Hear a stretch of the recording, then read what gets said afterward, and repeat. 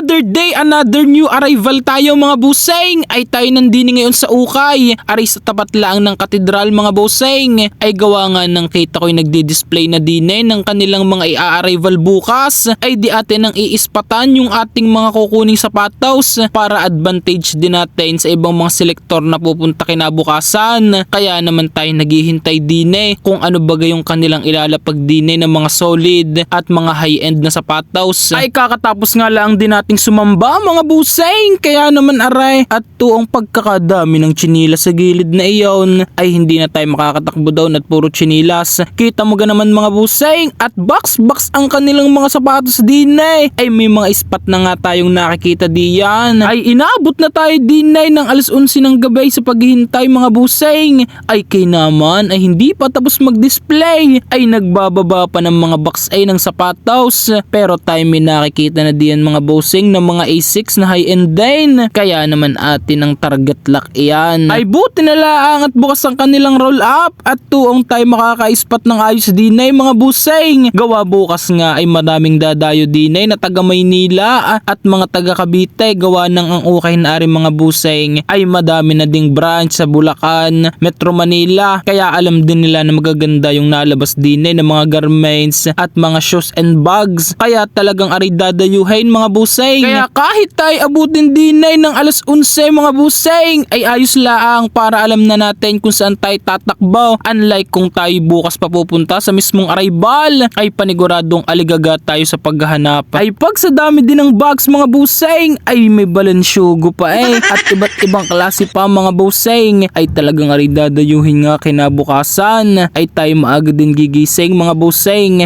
at paniguradong alas 2 pa lang ng madaling araw ay may selektor na dinay na taga Maynila. Baka isipin ninyo ay nilaso natin yung ukay ay hindi po, ay sinilip lang natin mga buseng para tayo may advantage sa ibang mga selektor kinabukasan. Ay siya paano po mga buseng ay abangan nyo yung part 2 ng ating arrival dinay.